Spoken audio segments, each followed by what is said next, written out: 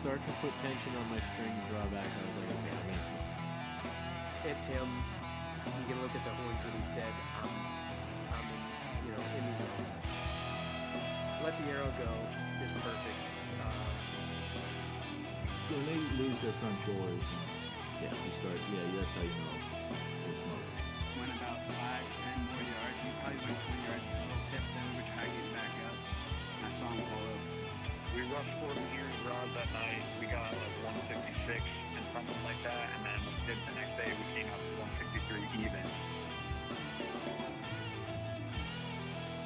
You're listening to the White Cat Outdoors podcast, bringing you to the table where we talk about the outdoors.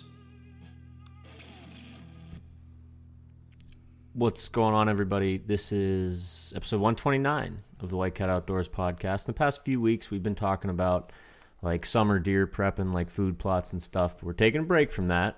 Me, Nick, and Tom are all here.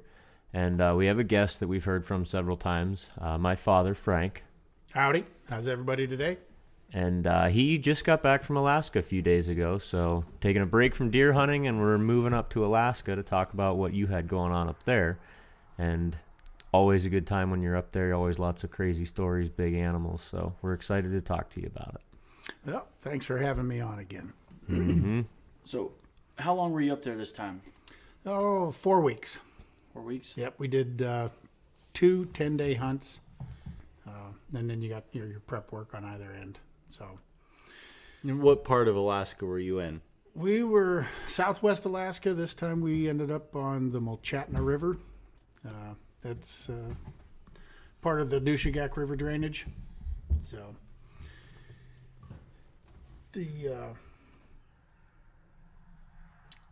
I guess last year we were down on the Cockwalk, so it was we hadn't been up there in the springtime in a while. I was going to say, so, you normally don't go up there. yeah, in we the don't normally spring. go up that way, but that's kind of where the spring took us this year. Mm-hmm. So, Was any particular reason that you decided to head up that way this time? well, the way that we do our spring hunt on the river is we're basically looking for winter moose carcasses. You know, moose that died in the winter due to crossing the river, poor health, whatever. Any carcasses we can find on the river, that's going to become our go-to spot. Now the brown bears, not grizzly. Correct, they're coastal browns where we're at. They don't shoo the black bears away from those areas. Yeah, well, they do keep the black bears. I've never seen a black bear up or in that area. Yeah. You were on a brown bear hunt. Yeah. This is all coastal. Okay. All I thought coastal you were up browns. there black bear hunting. No, we have very, very few black bears in that area. Okay. So they don't cohabitate very well. But we ended up the Mulchatna this time, basically because that's where we were finding the carcasses that we needed to hunt. And it can be a moose carcass, it can be a caribou carcass. It can be any kind of leftover winter carnage that allows us to have a spot that's going to be an attractant to a brown bear. Now, is it pretty common to find a carcass? Are they every couple miles down the river, or how far? No, that's why we were all the way up the Mulchatna, which where we were at was a 100-mile boat ride from our base in Ekwok. And that's where we had to go to find a few carcasses this time. Last year when we were down there, I was on the Cockwalk, which was, a half hour from our base. And it was just the way the winter was and the way breakup was and stuff. We had a half a dozen moose carcasses over a 30-mile stretch of the Cockwalk. And this year there wasn't a single carcass on that river, but we found a few up the Mulchatna. So it's a lot of work, a lot of time and expense to go put your hours in a boat looking and trying to find these things. And you got to do that before clients get there, right? Correct. And even while the clients are there, you're always looking because you never know when the river's going to spit out another one, and beach it someplace. If you find a moose carcass or a caribou carcass on the river, does a grizzly bear know about it? Brown bear, Tom. Brown bear.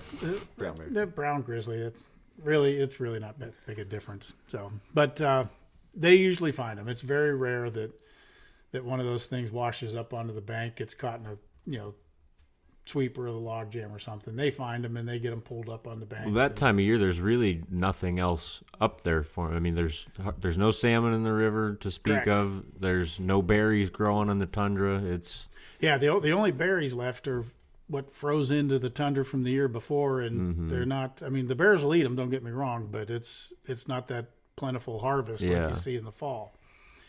But so, and we do spend some time. Like when we were up there on the Mulchatna this year, we had areas where we could get out onto the tundra, do some hiking on the hills and glass and stuff like that. But and we didn't have any luck with that this year. I mean, all the bears that we did kill were all off of those carcasses that we found. And but that's just the way that hunt works. It's not that you won't find one out on the tundra. We do look for them and stuff, but 99% of the time our success comes off those moose carcasses. Or in this year we had a caribou carcass. We found a caribou that washed up. So Will bears eat bear carcass? Like, so if you kill something on the river edge, you skin it out there. Can you hunt that carcass or? as long as you don't move it, you can hunt it. All right. If you can't start Yeah, I remember we've transporting it talked around, that right? before. Okay. So yes, you can hunt that bear carcass. Very rare. Okay, we so had- they know. They have. I mean, I've seen where bears will eat other bears like that, but it's rare, and we'll keep track of those. If that situation works out all right, but it seems like we've had our best luck. If we kill a bear off one of those moose, we try to get the carcass out of there and away from it. So at that point, we can't hunt that carcass anymore. But it's more productive for us to leave the moose carcass to, still to- there. yeah, keep that moose carcass there without, you kill a 8.5, 9-foot boar and leave them there. Well, sometimes that odor bothers other bears, sometimes it doesn't. But Fair we enough. don't want to take the chance of it, keeping another 8-foot bear from coming in that someone might want to shoot. Obviously, if you get a 10-foot, he'll probably still wade in anyways and just not care. But we've been trying to get those carcasses away and to try to keep that meat carcass, whether it's moose or caribou or whatever, open and active and more favorable to other bears. Because even if a sow comes down and finds it, you don't know, she might be coming into heat, and that's going to attract another boar.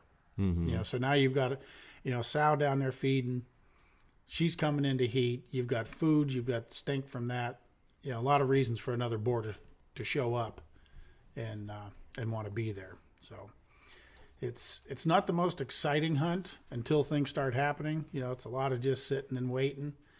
But like I said, we do float the river in the peak of the day, and you might catch one working the river banks or something like that. Again, not the most common way of seeing them, but it can happen. I did float up on one bear this spring that was a decent bear, probably it was probably close to 8 foot. Not a monster, but It's it a was big bear for most people. Up for, there. yeah, it's for our area. I tell the guys that come up, if you have a chance at an 8-foot bear, you should, unless you've killed a couple, you should probably take the opportunity. And I'm not telling you to do it, but that's a good representation of a brown bear for our area. And we've killed some big bears, and one of the guys this year killed an absolute stud. I mean, it was huge. It had a 30-inch score on the skull green, and there's well over Boone and Crockett. well over Boone and Crockett. So What was the length of that one? How that tall one was he? squared out over 10 feet. It was like a 10-4 bear, but Which I know that doesn't necessarily correlate to its score. no, It's just the head. the hide. Yeah, the hide is what it is, and it squared out real square too. It was 10-4 wide and 10-4 long. I mean, which is That's not really common, uncharacteristic. They're usually about a foot wider than they are long. So, for whatever reason, that's just the way this bear was shaped, and so be it. But he had The head. You The showed us head. that picture. The head sitting in Yeah. that guy's lap is absolutely insane. yeah, like I said, it wasn't like So there maybe was we'll- trick photography in there. That bear was just a stud. We'll have to blur his face or something.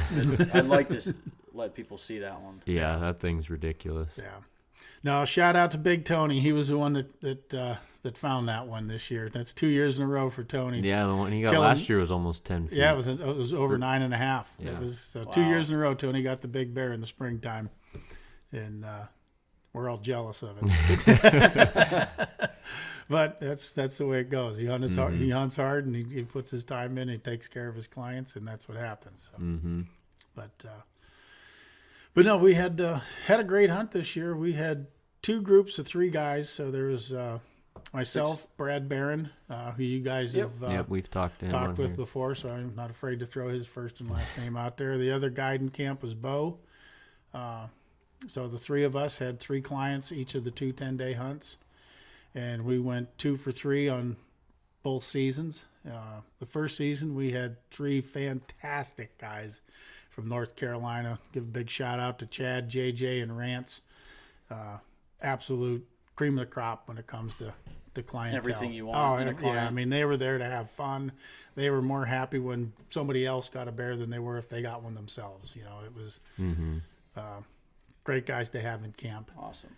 And the second 10 days, we had a couple of return guys that have hunted with us before. Give a shout out there to Tim and Travis's brother Ole. Ole was a first timer with us, but Travis and Tim both killed bears. and you got both of them moose 2 years ago. 2 years ago. Yeah. So they had to be pretty happy with your service. Yeah, they think I'm pretty good at doing what I'm doing. I try to tell them I just got a horseshoe in my back pocket, but but yeah, so we couldn't have asked for 6 better clients. That's awesome. And everything just went about as good as it could. The first client that I had was Chad, and the first day in camp, we were sitting there the night before, just introducing each other, getting to, talking and stuff, and everybody's asking what we were doing. I'm like, well, I'm just going to drift the river, and maybe I'll stop and check that moose if no one else gets to it before we get there. We had a moose down about 15 miles below camp, and everybody's like, yeah, that's fine. If you go down there and check that, we'll check this other one up this way, yada yada. Just putting together our game plan. And Chad kind of spoke up. He's like, well, I want to go with you and check that. I'm like, all right, whatever. It hadn't been hit yet, so it was just a place to go while we floated the river in the morning to get started. Well, by the time we drifted that 15 miles, it was, 1 o'clock in the afternoon by the time we got down there. And I got down close to it, and I was looking to where it was at, because it was just like stuck in a bunch of brush off the side of the river in a little back eddy. And I'm looking, and I'm like, I don't see it. Something's changed, and the closest shoreline to where it was at was to the right as we pulled in. So I was looking over there trying to see if I could see where something got piled up over there on that bank. And we're slowly getting closer and closer to it. And I don't know, we weren't 30 yards at this point, and I wasn't seeing anything there. And I turned my eyes back to the left, and it just so happened, dumb luck, Chad, the client, for no reason, just that he did the same thing. He looked to the right first because that was the closest land, because this moose was just floating in this, tangled up in some weeds and stuff. And as we turned and looked back to the left, he was there still he had just got to it and swam it across the slough and was trying to drag it up onto the shoreline. They'll make a mess trying to hide this thing. Oh yeah, it'll look like someone came in with a mini excavator. That's insane. Yeah, and so he was on it, trying to get it secured and out of the water onto the shoreline when we got there. So you knew he was probably going to be back. So when we saw him, it's like, holy crikey, there he is. But it's so fast. It's, just, it wasn't like you were going to get a shot at it. Do they spook pretty easy when you're floating down the river? Sometimes usually they do. I mean, they don't like boats, but you never know. I mean, every bear is different. They all have their own personality. So he kind of ran off, and we're like, well, let's just get pulled over here. The way that there's like a little peninsula of ground that kind of came down along the edge of the slough, we were able to pull the boat back behind, stash the boat away. We came back down and just kind of set up in the brush 50 yards from it across the water. And said, we're just going to sit here for a little bit and see how bad we spooked them, because, sometimes they'll come right back in 10, 15 minutes. Well, we sat there for a couple of hours, and he never came back. And I'm looking at Chad, and I'm like, what time is it? It's like, 3 o'clock, 3:30. And I'm like, we really need to get a blind built here so that we can hide well. And at that point, it doesn't make much sense to run all the way back up to camp, which is, against the current, going to be almost an hour run, 45-minute run. And then you got to come back down. You're making that much more noise. We said, we're going to build a nice little blind here, get set up, and we're just going to sit till dark. Dark's 11:30 this time of year up there, 12 o'clock. And then we'll just plan on sitting till dark and see if he comes back. And, well, lo and behold, at about 8 o'clock, he showed back up. And he come in, when he left, I looked at him, and I just got a quick look at him, and he looked, like your typical brown bear, that brown color, nothing real dark, nothing real light, but he was wet, so that kind of darkened him up a little bit. When he came back, he was perfectly dry, all fluffy, blonde as could be. Really? And he looked huge because he was all fluffed all up. fluffed up. Always like the Bugs Bunny hair monster, And he come in, I'm like, holy cow, that's a better bear than I thought it was. And you're looking through the blind that you built now, so it's not like you got a clear look at him. And Chad's like, Jesus, I think he's 9 feet. I'm like, God, he might be. It's like he's a really good bear. We need to shoot this bear. Well, he was really relaxed, and we were really well hidden. We built quite a wall of a blind.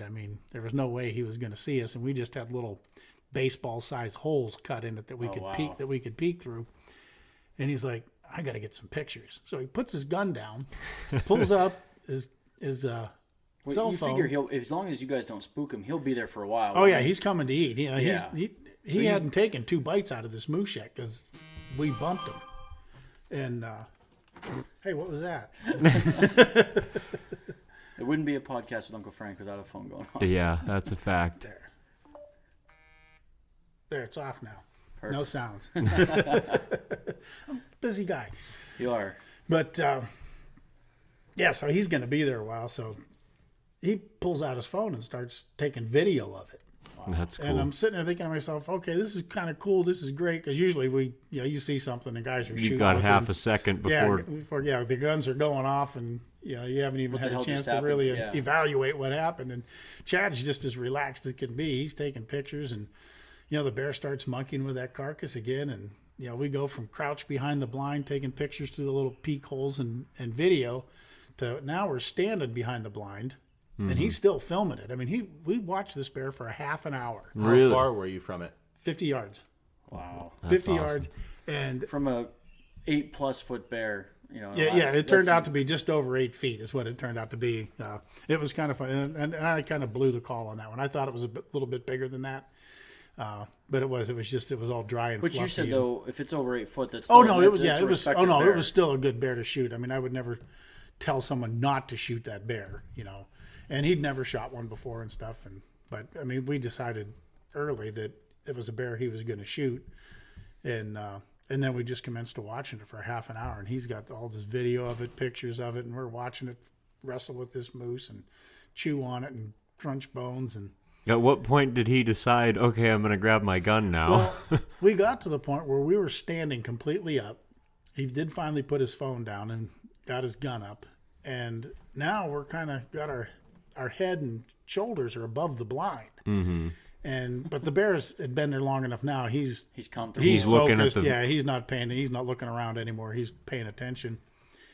So Chad's ready to shoot it at any point in time and stuff. And we're starting to talk and we're actually starting to get a little louder, and he would have shot it probably 10 minutes earlier than what he did, 15 minutes earlier than what he did. But the way the bear was positioned, he was facing us with his hind legs up above his head.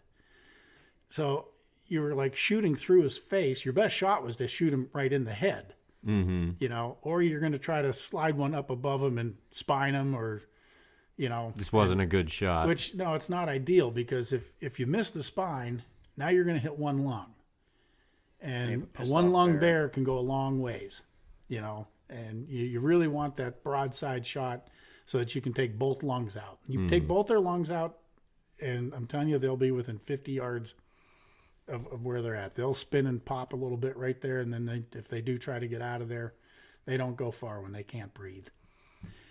So we're sitting there looking at it, and he's like, well, maybe I should just try to slide one into his spine there. I'm like, You've been sitting here. He's half not hour. going he's not anywhere. going anywhere. Let's just be patient, you know. I mean, Yeah, he's let's- gonna move at some point. He will give us that ideal shot. You know, he's relaxed.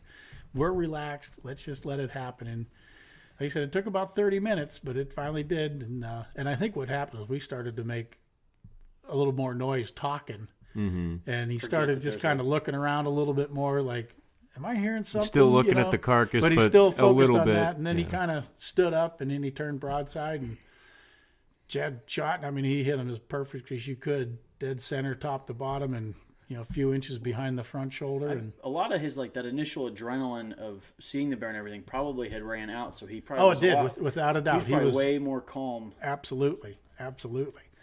And he shot it, and the bear stood up on its hind legs and did about 3 pirouettes and went to bail out the back behind the moose and was still on his hind legs as he started to bail and actually broke his leg. And when he broke his leg, he went down like a tree and fell right into a puddle of water that was about 2 feet deep. 10 yards behind the moose Of course, carcass. that's where he fell. So now he's in a bunch of water and stuff. So we get over there, and now he went from this nice blonde fluffy bear to this water-soaked brown bear again, and the ground shrinkage was like, oh crikey! Now he looks like he's 7 feet. you Yeah. know?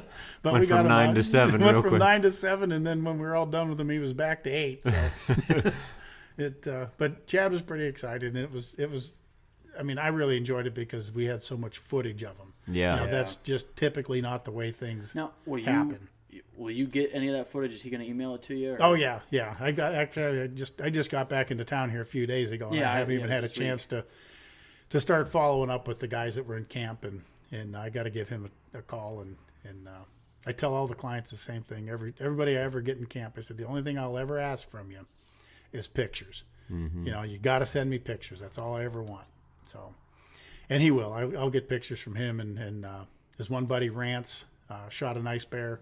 Actually, a little bit bigger, just a couple inch bigger. It was probably an 8.3, 8.4 bear, something like that. But about the same kind of caliber bear he shot a few days later. And So that was opening night for Chad, right? that was opening night for Chad. So he's on a 10-day hunt, and we're 8 hours in, and he's done. That's how you were last year with bears. You had one hunter that was there for less than 24 hours. Another guy was in and out. You've just been killing it on So the bears did lately. Chad stay for the 10 days? Yeah, he bought another license.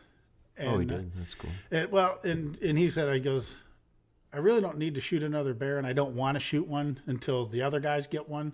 He goes, but I don't want to be riding around this river for the next 9 days See a 10-4. and float up on a 10-foot bear and not be able to shoot it. It's kind of ridiculous. So he goes, I'll just buy a license and we'll go for them boat. We went for a couple walks out on the tundra and glassing for bears out there, and he's like, this is really cool, but he goes, I kind of like them boat rides. A lot less walking in the boat. So, he was in good shape. I mean, he does a lot of black bear hunting down in North Carolina. Okay. So he was in shape to walk. It wasn't that. It just he kind of liked the drifting down the river and seeing the scenes. And when we're doing that, you're always looking for other carcasses for the other guys and stuff like that. So, but it was a real good deal. And then so he had to get his bear out of there, like I said, so that carcass could heat back up, hopefully. Did you once you killed that one? Did you get anything else going on at that? Yes, we actually did. One of the other guys in that group, JJ, Brad was taking care of JJ, and JJ wanted to kill one with a bow in the worst kind of way. I guess that'd be the spot then. And no, that was a good option right there. And so they started paying attention to it, and there really wasn't hardly anything just missing from that moose because that bear Just started on it. So. And he had it anchored real nice to the beach now. He got it pulled up right where we needed it. So it was really a good situation. So they were keeping an eye on it. Bo had found a moose carcass about 6 or 8 miles from camp. And him and Rance were hunting on that one. And Rance, you're going to take a little bit of abuse here. I hope you forgive me. But about 6 days into the season, that moose heated up pretty good. And Bo and Rance went down there one evening. And lo and behold, there was really good boar on it. And Rance pulled up and took a poke at him and pow! Clean miss. Swing and a miss. But you got to go up there and check. So now you're kind of really running the bear off going through the area. And, they gave it the old Boy Scout try and look, but they never raised a hair off of it. So Rance was a little down there, So the next morning, we were talking that night, and it's like, well, I mean, you got to keep going back and checking, but odds are it's one thing to bump the bear off by floating by him on the boat or something like that, but when you start shooting at him and go traipsing and then you around go traipsing all over his bed there and stuff like that, if they come back, it usually takes a couple days. So Chad said, well, I want to go with Bo and Rance in the morning, and they're going to go down there and check that. He goes, I want to go with Rance. Do you mind? I'm like, no, you can go anywhere you want. I don't care. It's, the hunt's theirs. They can, however they want to handle it. So they go down there, and lo and behold, the bear's back. And as they get into position, the bear stands up on its hind legs 40 yards away, 50 yards away, and Rance pulls up and pow! Swing and a miss number 2, and off goes the bear. Same bear, 2 shots, 12 hours apart. Nice. And Chad's standing there going, you missed. I can't believe you missed. The whole bear was standing there, and you missed. The whole bear was standing there. He immediately gets on the sat phone and starts calling everybody back home in North Carolina. That's funny. So Rance is really down at this point. Yeah, I'm sure he feels they come terrible. They come back to camp, and they recheck the gun, sight it in again to make sure it's fine. Well, Was it? it was driving tacks at 70 yards. I mean, So it was him. It wasn't the gun.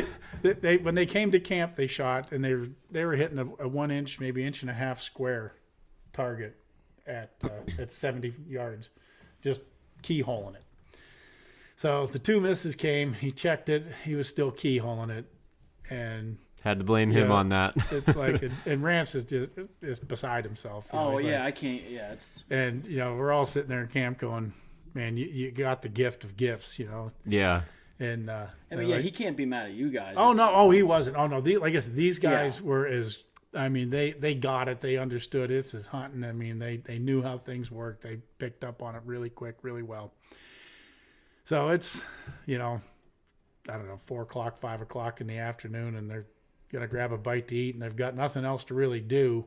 Because there's no salmon in the river or anything. Right. So then it's like, we can go float the river, we can go check the tundra, and he's like, let's just go sit on that carcass. It's like, that bear ain't coming back.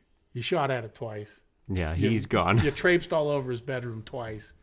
That bear ain't coming back, Well, we go, no other place to go. Let's just go sit there tonight and feed mosquitoes. So they go down there, and lo and behold, that bear is back again. He just wanted to die. And Rance made it count this time. He killed it. It didn't go 20 yards. And it was dead. Oh, that's So, awesome. oh, yeah, it was like he was just meant to get that bear. And Yeah, obviously. That's cool though. That you guys are the guides. You know how this stuff works. Tried telling him there's no sense in going No. back. And- He's like, nah, what the hell? yeah, I mean, if you would have told me that scenario was going to play out before the season, I'd have told you you're nuts. It's just That's not how it never- works. That's not how it works. It never happens that way.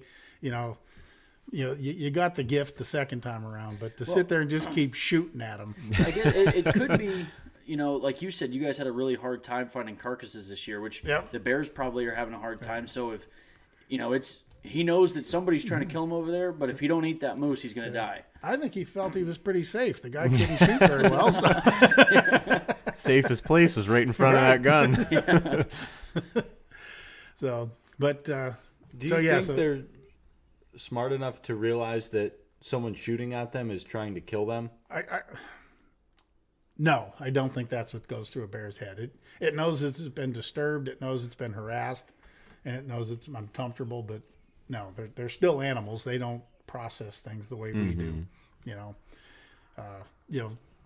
Years ago, I was sitting on a moose kill with a client, and we were sitting there, watching for something to come in, and we knew something had been chewing on it a little bit, but we didn't think it was a bear just yet because it wasn't getting buried. So we sat down, and he was hoping to shoot a bear is what he really wanted. And we sat there and we started watching it, and about an hour and a half in, Wolverine showed up. Well, he had a whole pocket full of tags for different stuff. Back then, we could shoot a lot of different critters.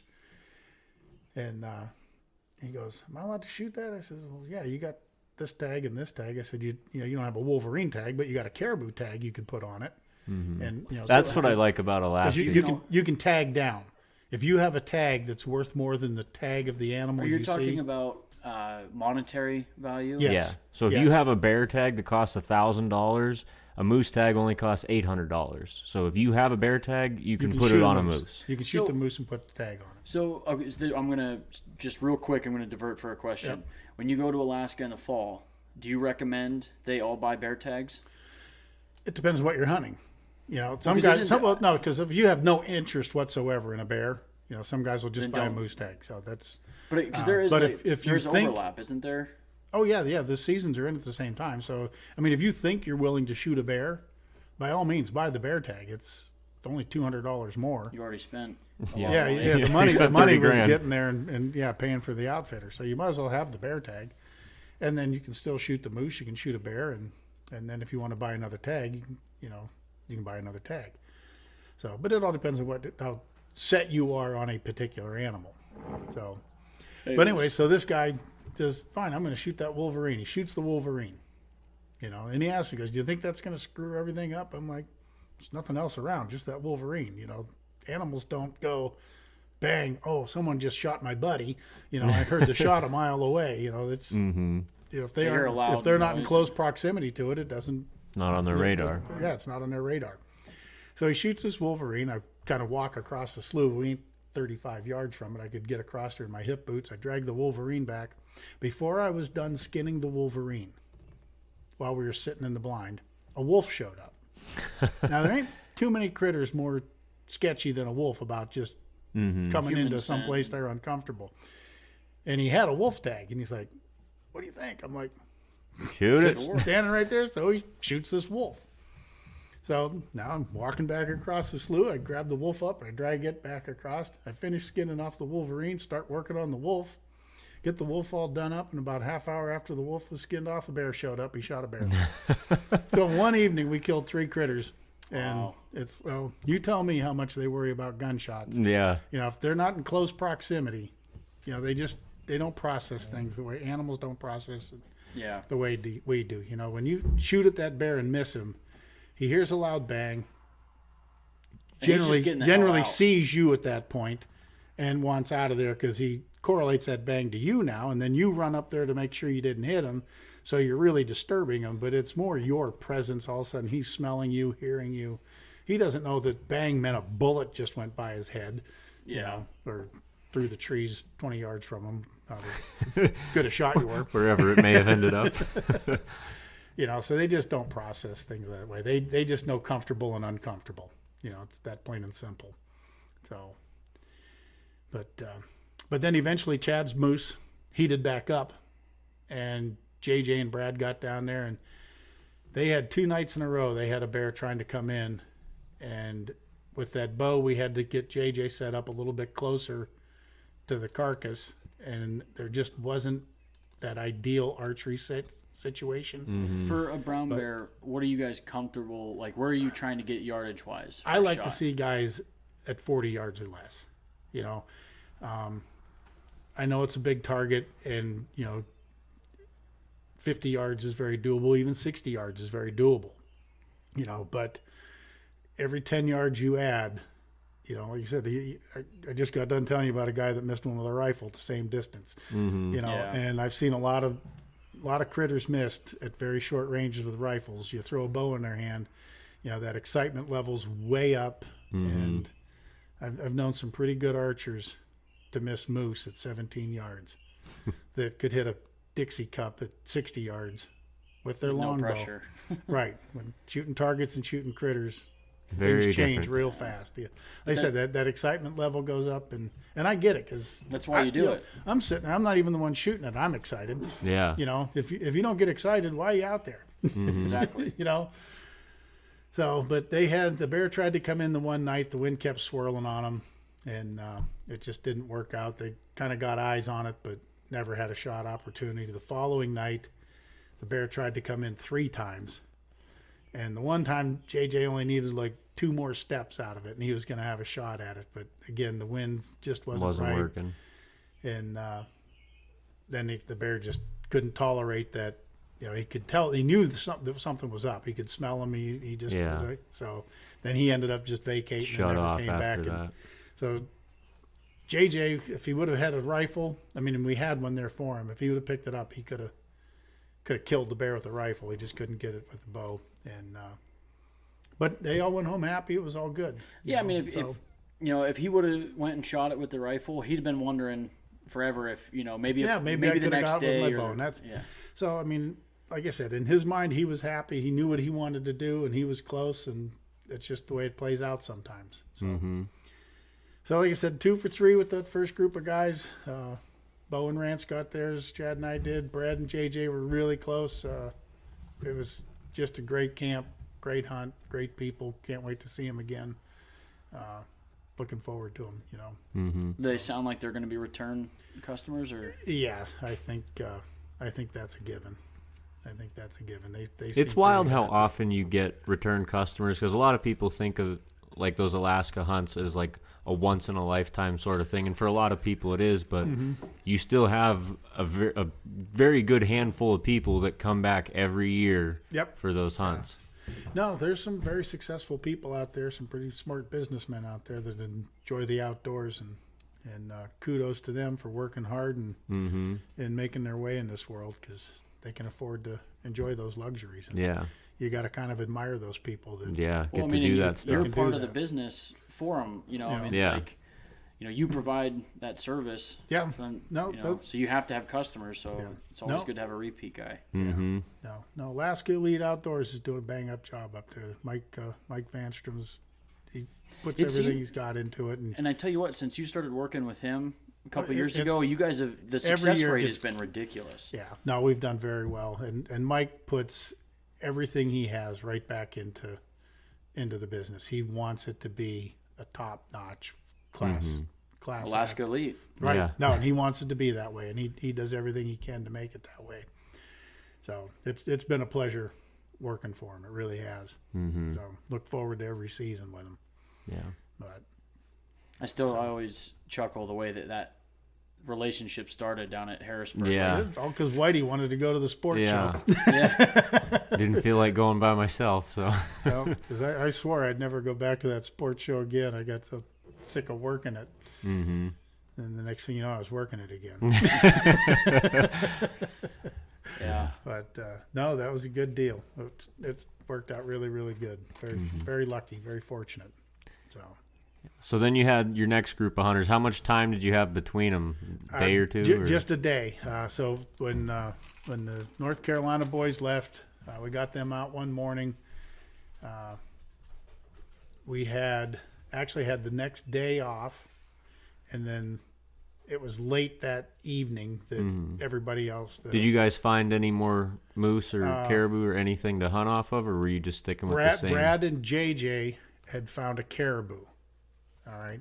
And Bo and Rance found that moose. So when we first got there, Brad had only been up a day or two ahead of us. He had found the one moose, but there was still a lot of ice coming down the river. Matter of fact, Brad about died up there because he come around a bend and hit an iceberg and, folded the boat up pretty bad. Oh, really? Oh, yeah. That boat you almost died in, Yeah. it's got a U-turn in the middle of it now from the iceberg he hit. Nice. Well, that's pretty scary. Yeah, that boat's a little jinxed. So Yeah, we need to get rid of that thing. He shaved a bunch of rivets off the bottom of it. It was leaking like a sieve. really? And he actually, fortunately, had a bunch of self-tapping, like quarter-inch self-tapping screws. And he ran about a dozen of those and all the missing rivets because it looked more like when he hit that sheet ice. Looked like a sprinkler coming out of the Yeah, it looked like he turned the boat into a colander and caved in the one side of the boat and limped her back down actually about 115 miles from where he was at back to Ekwok. Jeez. And pulled her in and said, "Mike, I made a strainer out of your boat." This one's junk. I can only imagine Brad. Yeah, I'm sure Brad was a little more colorful about it than that. Well, yeah. Yeah, Brad's never just kind of blah, blah, blah. Yeah. So, but yeah, we got a little bit of time off to kind of get camp cleaned back up and put in order and get ready for our next three guys, and as you had alluded to, two of them had hunted with us a couple years ago while Whitey was up in camp with us. Tim and Travis. Tim is from Colorado, the Denver area. Travis is from northern Michigan, not the Are they buddies? Not the UP. Yeah. And they couldn't be more north and south night and day they of each are other. Complete if opposites. you tried, but they happened to bump into each other on a mountainside in Colorado elk hunting one time, and for whatever reason, Travis and Tim hit it off, and they've been friends ever since, and they travel around hunting together. And That's cool. And so I had them, what was that, 2019? Yeah. I think that was our first year up there with Mike. Mm-hmm. And both Travis and Tim shot moose that year with us, and Travis wounded a bear on the very last day, last minute kind of thing. Yeah, it was the last minute. I mean, we were out in it all day. It was a real nasty, rainy, shitty, windy day, and we hunted all day long right till nightfall. And just before dark, we got a crack at one, and it just didn't pan out. So they came back this year with the hopes of killing some bears, and Travis brought his brother Ollie. I got to meet Ollie. Ollie's a good guy. Ollie was actually a MMA fighter. Oh, yeah? 69 fights. Only lost 9. That's a pretty good record. Yeah, no, he did, and he was mainly like a fill-in guy, kind of warm-up fighter guy, but he won some pretty good fights. And That's wild. And that was kind of cool talking to him about that. Did he have like a boxing background, a wrestling background? How did he? Mostly boxing. He kind of he's just one of them tough, Scrappy guys. I mean, he's probably 165, 75 pounds, somewhere in there when he's in shape. But yeah, he just, some people just like to fight. And He was one of them. That was Ollie, he just loved that stuff. So he was a lot like Travis, very comical, very, always got something to say, always got a smart comment for everything. So, again, great group of guys. So, obviously, Tim, he wanted to hunt with me, and Brad kind of really wanted to hunt with Travis. So, that's how that went. And Ollie ended up hunting with Bo. And all the carcasses were kind of cold to start. Bo's moose carcass hadn't heated back up with anything yet. That one that JJ and Brad were messing with kind of ran off and never came back, and it had days to come back. It was real slow. And we had a caribou carcass that had just gotten hit, not real hard, but something was monkeying around with it. So Brad and Travis went down to that the first night, just to kind of try to get eyes on what was there. Well, it turned out a 7.5-foot bear showed up, and Travis is like, "That's a pretty looking bear. It's good enough for me." And pow, his first night out, nice, cracks one. I mean, especially like somebody like myself, and if you've never seen a brown bear, I have a feeling they all look huge. Like the first one you see but if you've never had another one to compare it to, it's easy to. Yeah, a 7.5-foot bear looks ginormous to me, especially when you're only 50, 60 yards from it. Yeah. And you just got done hearing all the stories about this bear attack and that bear attack. So, and the long and the short of it, more people get killed by moose every year than bears. Yeah. But no, so there is that level of excitement always makes things look bigger than they are, and like you said, anybody can fall victim to that. It's But we always try to tell guys, we're not going to talk you into an animal or out of an animal. Just tell you what it is. What matters to me is that it's a legal animal. That's the most important thing. I tell guys beforehand, that 8-foot mark is kind of where I think you should be. Shouldn't be letting those ones walk. Yeah, you shouldn't let them ones walk. Not where we're at. We're not down on Kodiak Island. We're not on the lower peninsula, down there on the islands or something like that. So, and like I said, we get our 9s and 10s and stuff like that, but an 8-foot bear is a good representation of the species where we are. So, I tell the guys, I'm going to tell you what I think that is. I'm going to give you my best estimation of the size of the bear. I'm going to tell you if it's legal first. And then after that, it's up to you. If you're happy with what you see, and I just got done telling you it's a 7.5-foot bear, it's nothing special, and you decide you like it, and you shoot it, as long as you're happy, that's all I care. If you're happy, You did I'm your happy. job, yeah. Yeah, that's all that matters. So, and Travis seemed like he was pretty happy with it, so good deal for him, Mm-hmm. And Tim and I actually could hear the shot. Oh yeah. Those two carcasses were only about 3 miles apart, and so we could hear the shot. So we kind of got the in reaches going, and they're like, "Yeah, we got one." And Tim's like, "Well, let's go down." He goes, "We don't need to sit here." He goes, "I want to go see what Trav got." Again, another Buddies, group of yeah. guys happy for the other guy. Yeah. It's so nice to see. Yeah, that, you love to see We that. do the same thing, here with deer or turkey or whatever. Yeah. It's like, all right, let's go over and check this. Yeah, buck I out. will gladly end my hunt to come Yeah, help they- you with yours or come see what you got or something. Yep. And we had 2 weeks in a row of that. It's just it's nice. So refreshing because we've had the exact opposite. Someone shoots something and their buddy's like bitter because they weren't first. Yeah. It's like, really? You can't be happy for your friend you came up here hunting with? Yeah. But, it's just, so like I said, it was really nice to have 2 groups in a row that were truly happy for the other guy. Yeah, that's nice. Yeah, so we quit our hunt that night just to go down there and see how that worked out, and got back and everybody showed up for pictures and skinning and the whole 9 yards. So it was kind of nice. And then things stayed cold for a couple days, and then I think it was day 4, day 5. Tim and I got down to that moose carcass. Now it's the same one Chad shot one off of, the same one that JJ had a chance on. Mm-hmm. And lo and behold, we got a bear on it, and we try to get cameras on stuff, and we had a couple pictures on the camera, but none of them were like the kind of picture you could get a good, I mean, it's like, that looks like a decent bear, but I can't really, I got like a half a head here, I got a rear end here, and, it's just not what you need to get a good judge on, but I'm like, boy, I think he's big enough, we got to get eyes Go on look him. at him. Yeah, we got to get eyes on him. So we went down there in the first night, nothing. Went back the second night, and he come in, and it turned out ended up being an 8.5 foot bear. I think it was 8.6 or 8.7 is what it actually squared out at. So, but he come in, and unlike Chad, Tim was ready in a heartbeat, pulled up, and pow! And the bear, he hits the bear, and another perfect shot just behind the front shoulder, center mass up and down, double lunged him. Bear kind of up on its hind legs, pirouetted, and went back behind the bait. Died in the exact same puddle that Did it Chad's really? bear. Yep, it was in the same puddle. We looked at the clock. They were shot within 2 minutes of each other. Really? Yep. Tim's was at about 7:58. Chad shot his at 8 o'clock. That's wild. Yep. Died in the same puddle. So, at that point, the word goes out. We got one down. Everybody quits hunting, comes down, wants to be a part of the whole, That's cool. charade and stuff. And right. It is kind of Makes cool. it a lot more fun. Yep.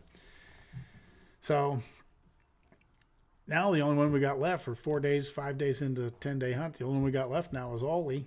And things just stayed cold. It started getting really hot for the second season. Really? I mean, we had a lot of 70, 75, almost 80-degree days. Wow. The mosquitoes were getting relentless.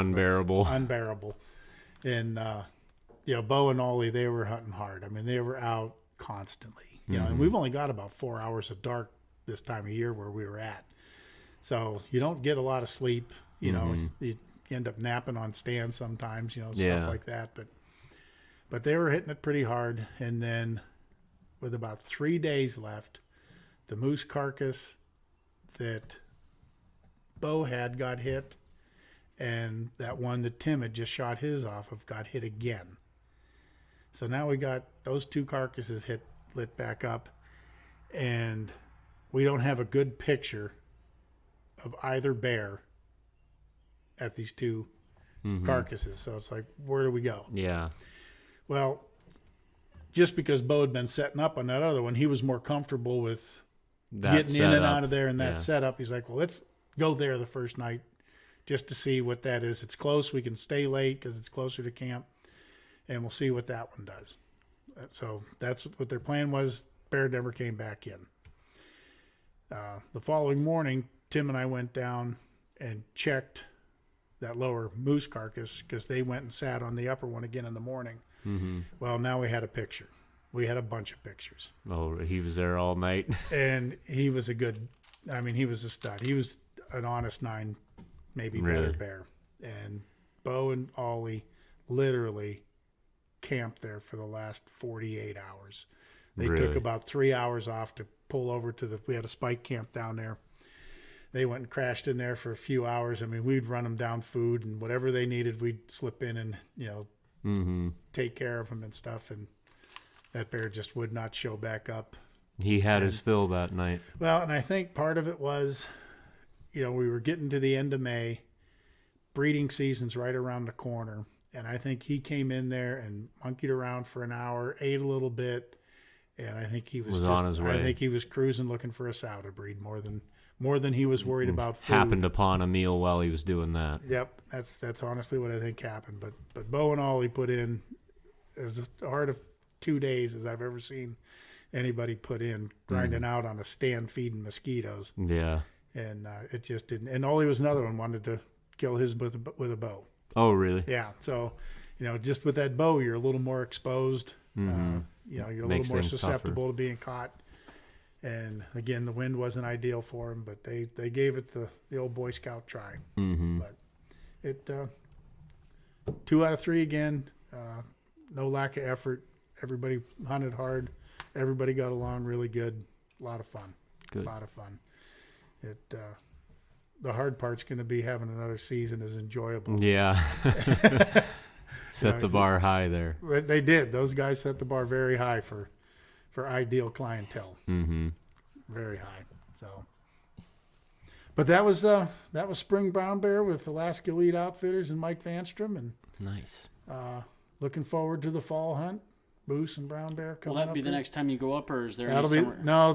They're doing fishing trips up there right now. King season's going to be coming in here pretty quick, and the reds will be running, and followed by the silver salmon. And so Mike's got fishing trips he offers up there, and they'll be doing that all summer long. You don't get involved in that though. I don't get involved in that. I got too much going on here at home that, every now and then I have to get responsible and actually accomplish something in life. Got to be an adult once in a while. Yeah. Are you going up in the fall? I might. I probably have enough time to go up, so I might go up. I still haven't figured it out yet, but we'll see. We shall see. We're good. So, yep, looking forward to it. Tell you what, I think I'd miss turkey season for Alaskan brown bear in a year. You Yeah. think? I'll tell you what, this spring hunt, it's fun when things are going good and there's activity, but I'll be honest with you, it's not the most exciting hunt. If you're hell bent to just kill that bear, it can be kind of boring. But if you just relax a little bit and take it for what it is, understand where your best opportunity is, and enjoy the other things that are out there. Let's go for a walk on the tundra. We can glass, we can look, and we might find a bear out there. Let's enjoy some time running the river in the boat, looking for carcasses, watching to see what we can float up on. Enjoy that relaxing time. Get your sleep when you can sleep, so you're not sleeping in the stand. You're alert and stuff rather than doing the head bob and falling out of your tree stand and stuff like that. Take the hunt for what it is, and it can be very enjoyable at that point. But it's very crucial. Your best bet is when we get those carcasses located and get that system in motion. So, but that's it, fellas. Thanks for having me. Yeah, appreciate you joining us. Yeah, anytime. I always enjoy the Alaska episodes just because I have yet to get up there. I know I really want to. It hasn't worked out. I got to build some time at work. Hey, it ain't nothing but time and money. Yeah. And they make the money all the time. Yeah. They're always printing it. Lately, we've been printing a lot. Yeah, our government just prints it left and right. They With don't gas prices right now, it's pretty easy to get up there. But we'll save that for the evening news. Yeah. But again, thanks for joining us on the podcast again. And, Thanks for having me. I guess we'll leave it at that. All right. Stay outdoors, everybody.